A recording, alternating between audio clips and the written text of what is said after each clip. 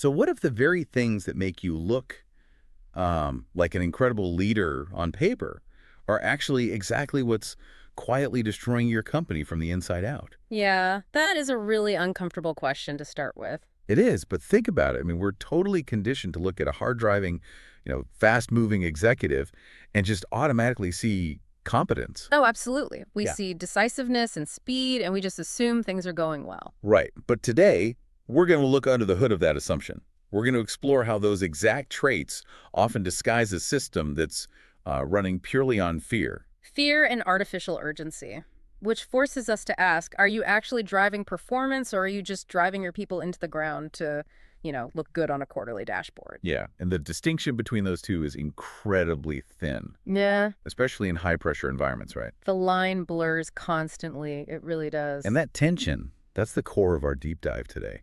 We're looking at some fascinating source material, specifically Justin Martin's book called Led Like This: The Force for Good. Along with some really great principles from his companion work, the Energy Advantage Leadership. Exactly. And our mission today is to completely dismantle this myth of quote-unquote soft leadership.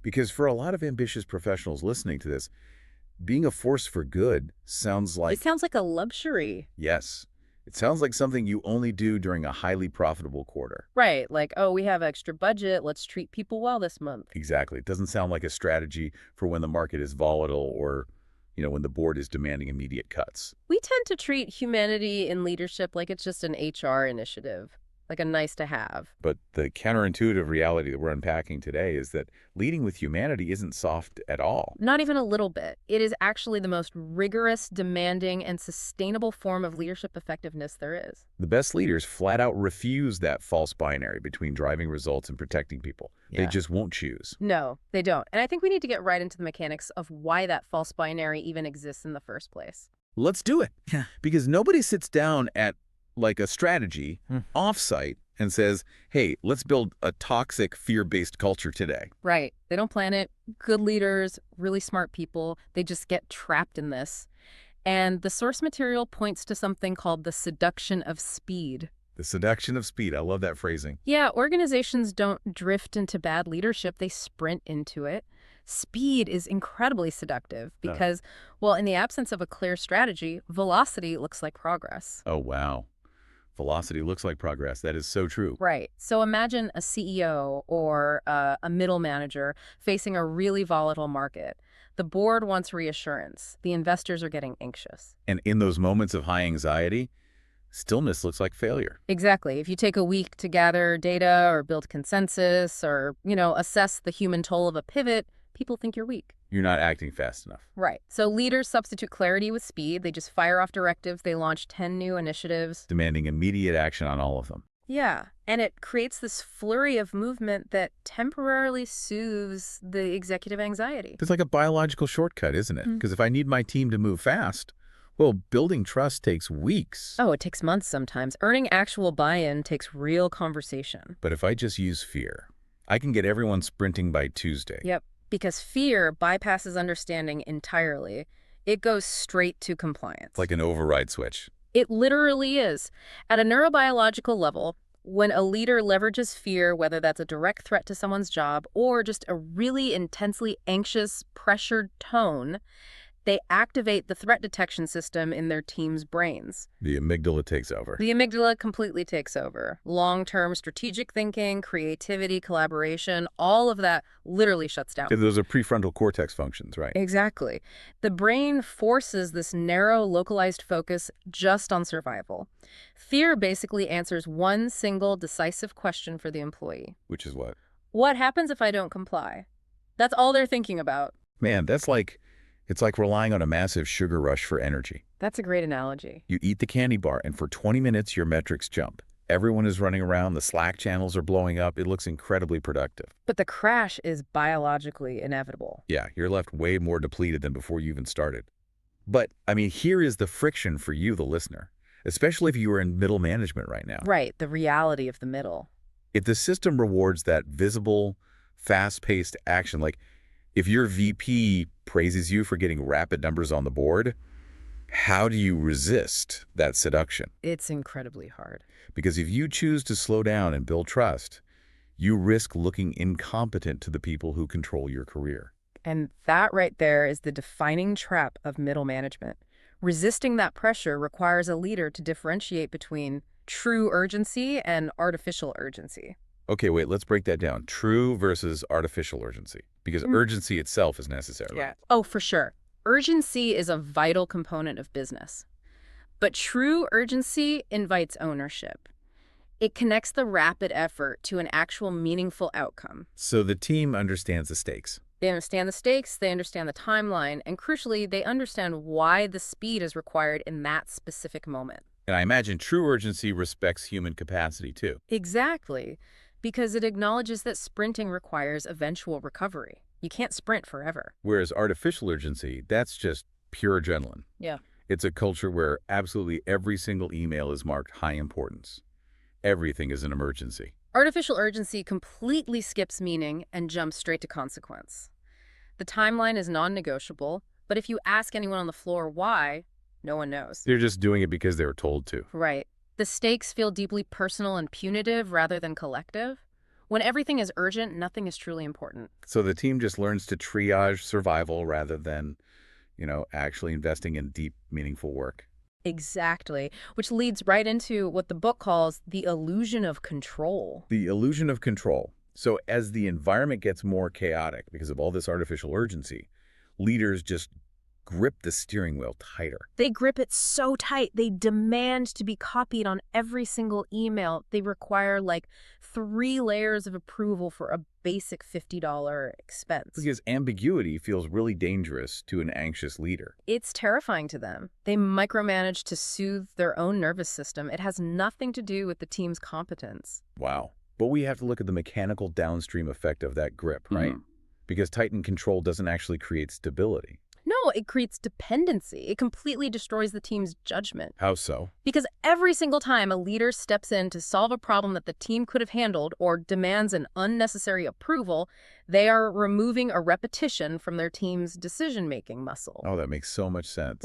You're basically atrophying their ability to think for themselves. Exactly. The team stops thinking ahead. They stop taking initiative because the system has taught them that autonomy is unsafe. So the control is a complete illusion. It only proves that the leader is overcompensating for their own internal fear. You nailed it. So, okay, we have this sugar rush of panic at the executive level. The CEO is gripped by fear, demanding speed. But that panic doesn't just stay in the C-suite. It never stays in the C-suite. It always cascades downward. And this is where the source material introduces a really fascinating mechanism. They call it the translation layer. The translation layer, yes. Middle leaders sit directly between strategy and execution. Right. And when senior leadership lacks emotional discipline, their anxiety just turns into these vague, highly pressurized expectations. So think about what happens to a standard corporate directive as it moves through a stress translation layer. Like an executive might say, we need to tighten our focus and improve Q3 performance. Right, which is a pretty standard directive. And in a healthy organization, a middle manager takes that, absorbs the pressure, and translates it into specific, actionable priorities for the team.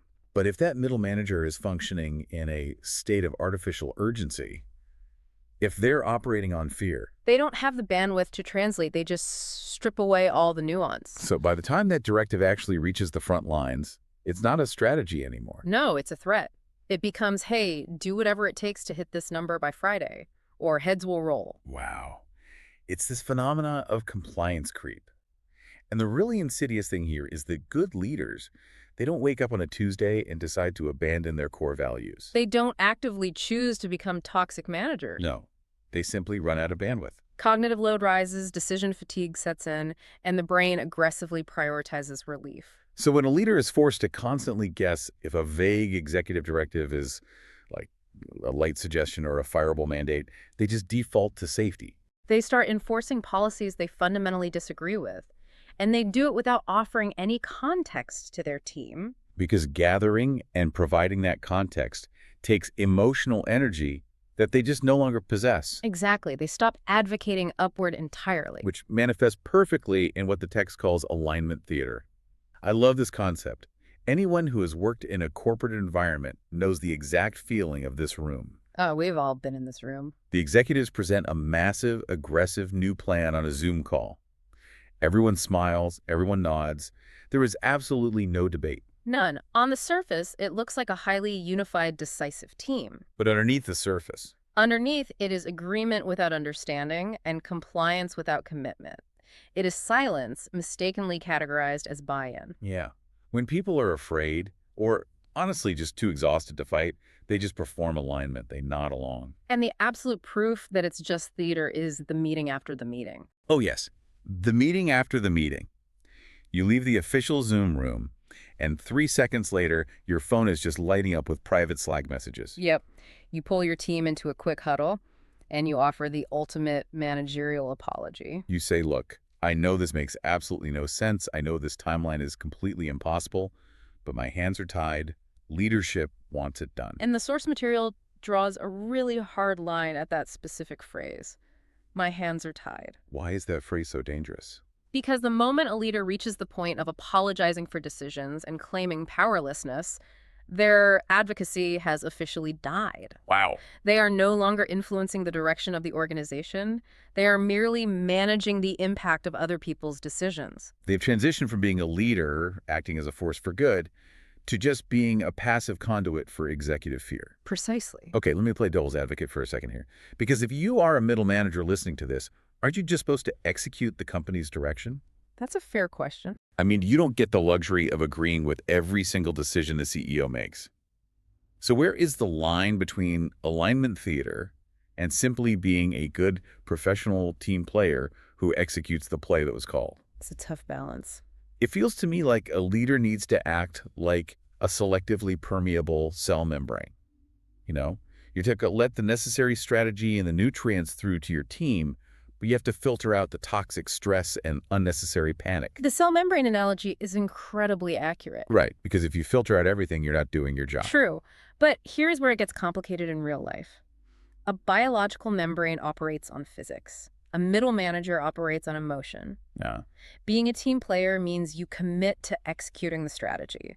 It does not mean you enforce it blindly without translating the why. So alignment theater is when you allow your membrane to completely collapse. Exactly. You pass the directive through without even questioning if it's actually just toxic stress. You don't ask the upstream leaders for clarity, and you don't offer clarity downstream. You just dump the anxiety straight onto the team. Right. A true leader, the force for good, absorbs the pressure. They ask the hard, uncomfortable questions in the senior meeting, and then they translate the directive. So the team receives clear direction, not psychological damage. Exactly. But when middle leaders lose that permeability, when they fall into alignment theater, the culture begins to break. And the terrifying part is that it doesn't break with a loud explosion. There's no dramatic walkout. It fractures completely silently. Which exposes a massive misunderstanding about what actually protects organizational culture. What do you mean? Well, boardrooms tend to believe that culture is protected by a mission statement or, core values etched into the glass walls of the lobby or comprehensive HR policies. Right, the handbook. Yeah, the handbook. But culture is not protected by policy. Culture is protected by tone. Tone over policy. Every single time. Tone is the ultimate truth teller in any organization. It is how decisions are delivered. It is the microscopic facial expressions a leader makes when someone brings up a risk. It's the pacing of an executive's breath in a crisis meeting. Yes. Human beings are incredibly sophisticated threat detection machines. We are wired to process tone, pacing, and posture fractions of a second before we even begin to process the logic of the words being spoken. Because the nervous system is constantly asking one fundamental question. Am I safe here? That is the only thing the brain cares about first. So a leader can read the perfect corporate script. They can look directly at the team and say, hey, we highly value your autonomy and we trust your judgment. But if their posture is rigid, If they're checking their phone, their pacing is rushed, and their tone is tight with anxiety, the team hears a completely different message. the stated policy is, we trust you. But the tone is signaling surveillance and threat. And people will always universally believe what they feel over what they are told. Wow. If the tone carries fear, the message becomes fear. You literally cannot out-policy a bad tone. You really can't. And this reveals the boardroom's ultimate blind spot. Because boards look at dashboards, they look at spreadsheets. But metrics are always lagging indicators. Always. By the time attrition spikes, or engagement scores plummet, or an entire department misses their quarterly targets, The cultural damage actually occurred 6 to 9 months ago. Dashboards glow green while the floor feels red. Exactly. The boardroom doesn't suffer from a lack of data. It suffers from a lack of proximity to the human reality generating that data. Metrics report outcomes. They do not capture experience. That delayed reaction brings us to the concept of the quiet exit. We hear endless buzz about quiet quitting, right? But this text frames it as a deep structural leadership failure. Because disengagement always precedes resignation.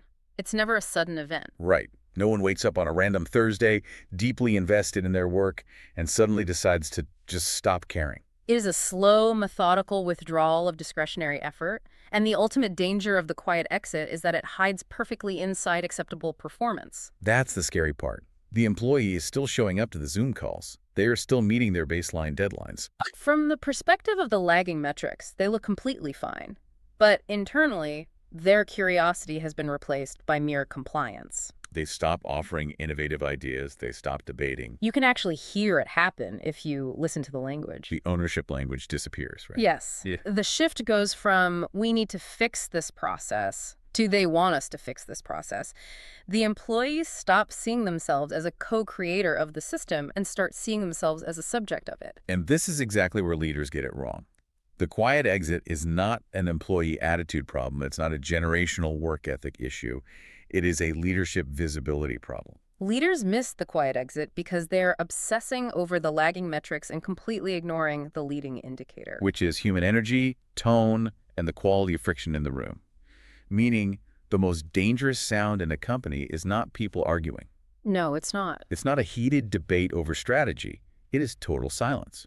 If your team suddenly stops pushing back, you shouldn't feel relieved that everyone is finally falling in line. You should be terrified. Healthy teams make noise, they challenge assumptions because they actually believe the outcome can be better, and they believe their input is valued. So when that friction disappears, it means people have calculated that the environment is just no longer worth the emotional cost of engagement. Exactly. They have chosen self-preservation over organizational progress. So the ultimate destination of a culture functioning on artificial urgency, bad tone, and quiet exits is burnout. Yes, the inevitable endpoint. And here, the source material offers a really radical reframing of who is actually responsible for that burnout.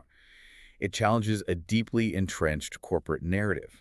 Because the standard narrative is that burnout is a personal failure. It's framed as a lack of resilience, an inability to manage time, or a failure to practice self-care. Right, like, oh, you didn't do enough yoga this weekend, that's why you're burned out. Exactly. But the provocative truth the text insists on is that burnout is an engineered system outcome.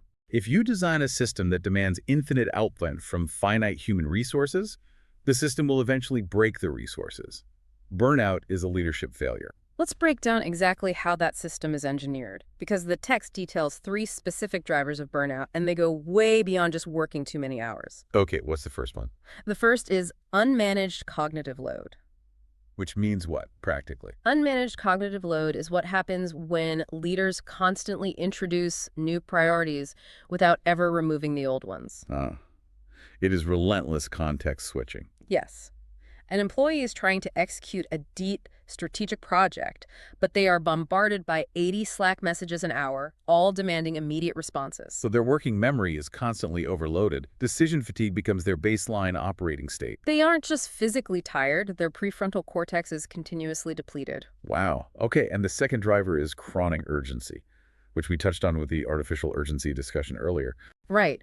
When the culture treats a missing comma on a slide deck with the exact same adrenaline response as a multi-million-dollar client leaving, the nervous system never resets.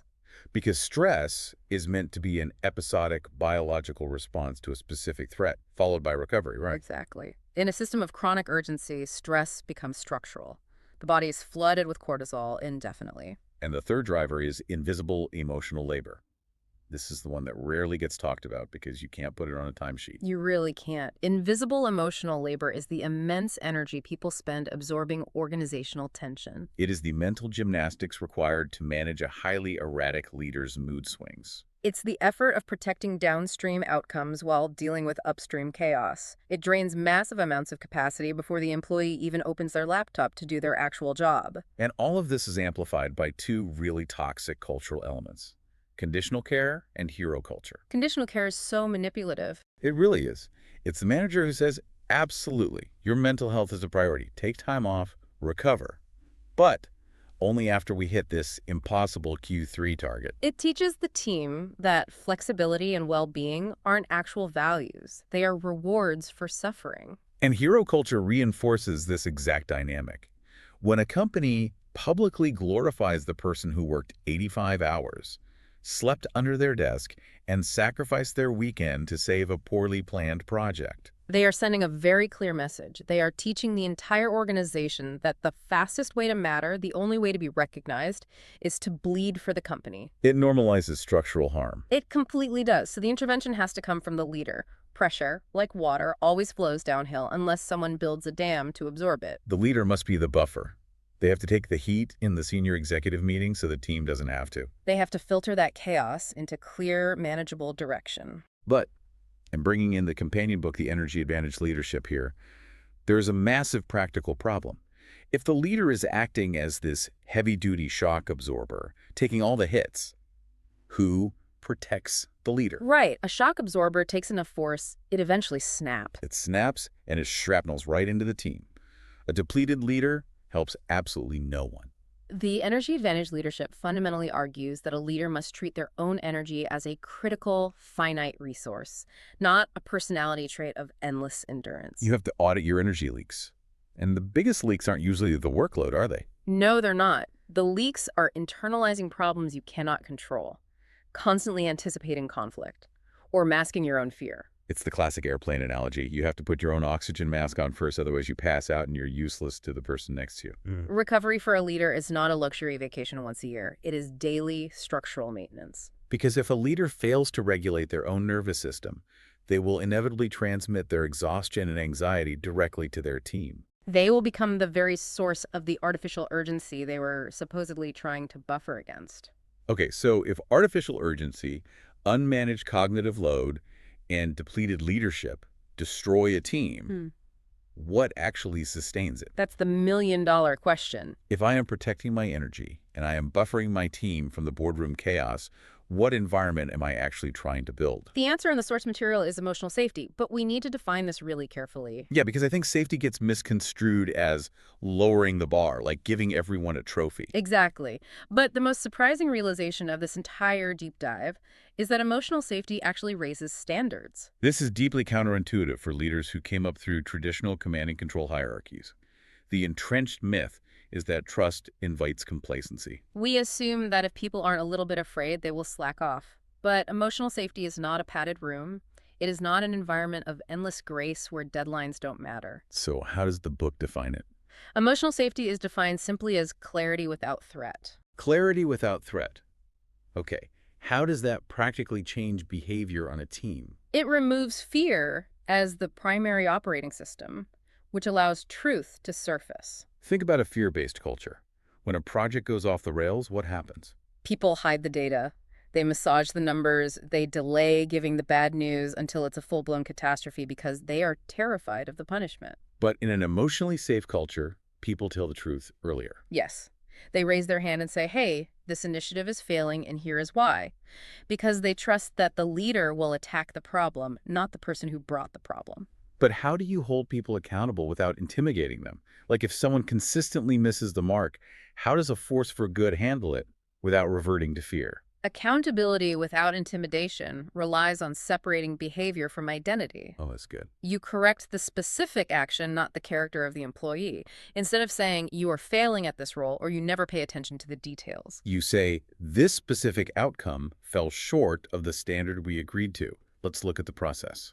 Exactly. You keep their dignity completely intact. And predictability plays a huge role here, doesn't it? Massive. Consequences should be entirely predictable, pre-decided, and proportional. They should never be delivered with anger, sarcasm, or an emotional edge. Because a weak leader performs authority by getting loud and reactive. A strong leader exercises authority by being unshakably clear and consistent.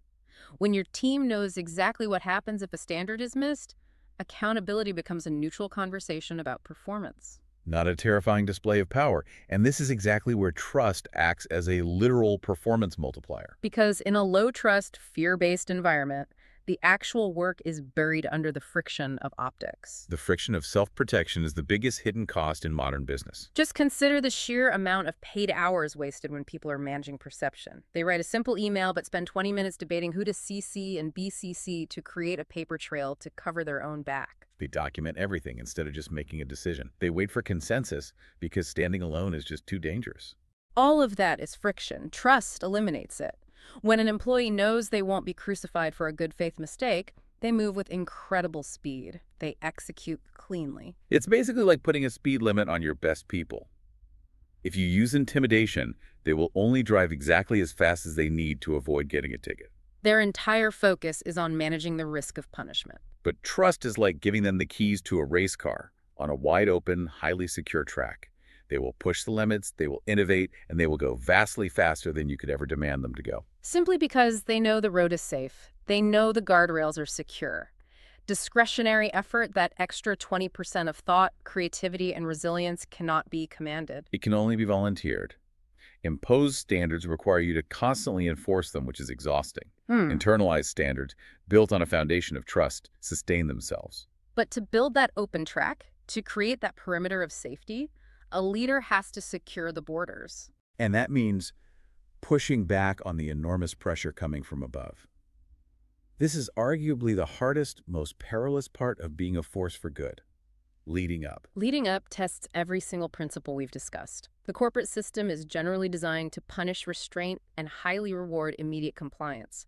Pushing back is dangerous. But we have to distinguish between dialogue and defiance here. Defiance is entirely reactive. It's driven by emotional frustration. Right. Defiance sounds like a manager telling a VP, hey, this new policy is wrong, it's unfair, and it's going to burn out my team. Which instantly triggers the VP's own threat detection system. They get defensive, and the conversation is over. Exactly. The truth gets lost in the emotional friction.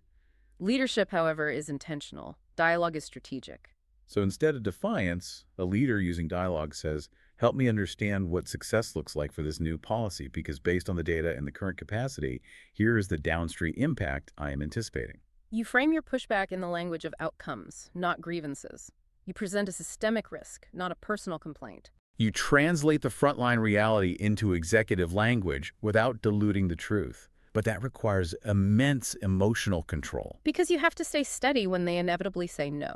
You plant the flag, you document the concern, and if they overrule you, you execute the decision. But you don't burn the bridge, because political capital is finite. You only get so many moments of dissent before you are labeled an obstacle rather than an advocate. But what happens when you push back? You lose, and you have to go back to your team and enforce a decision you fundamentally, deeply disagree with. This introduces the heaviest concept in the source material: moral injury. Moral injury, it sounds like a medical term. It originated in a military context, actually, but its application to corporate leadership is profound.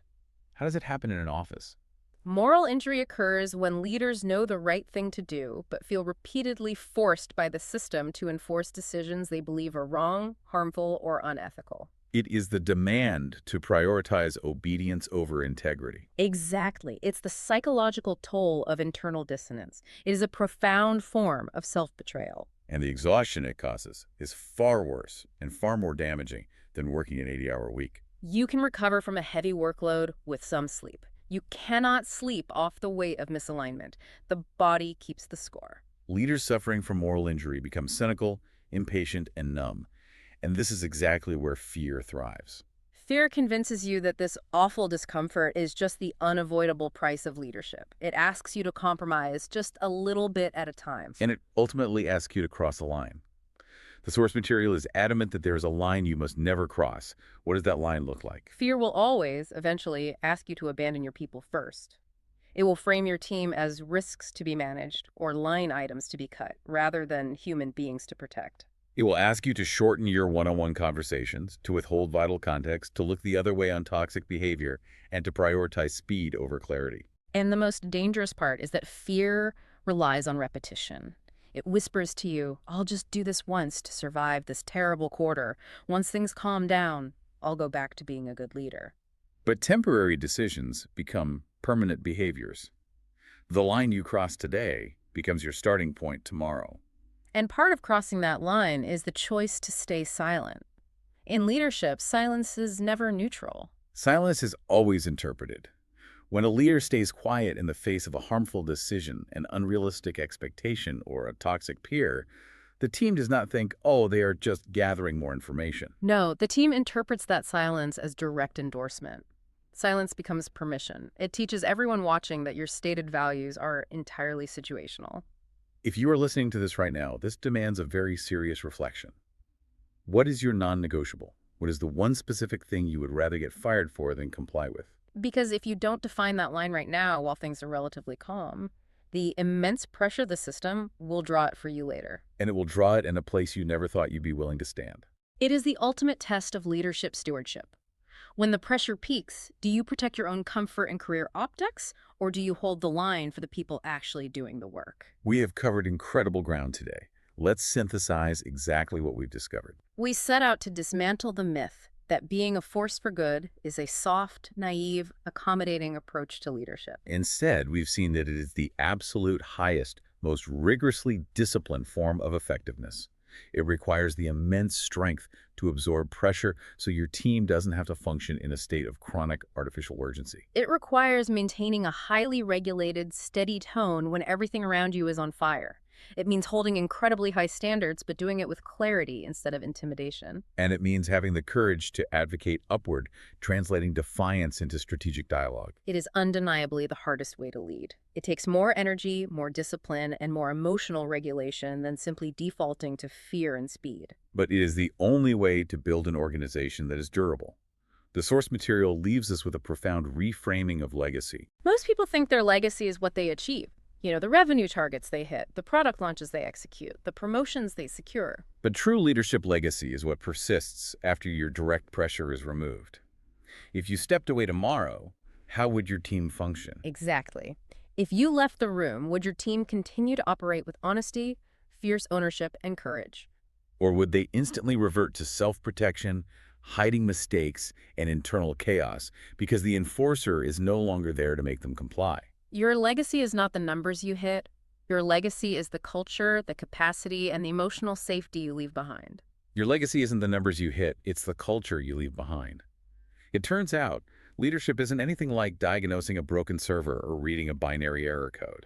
It's about navigating the incredibly complex, muddy waters of human energy, tone, and trust. It's about being the buffer your team desperately needs to do their best work. Thank you for joining us on this deep dive. Take a moment today to look at your own daily choices of language, your physical presence in meetings, and your hidden intentions. Are you creating a speed limit built on fear, or are you building an open track built on trust? Until next time.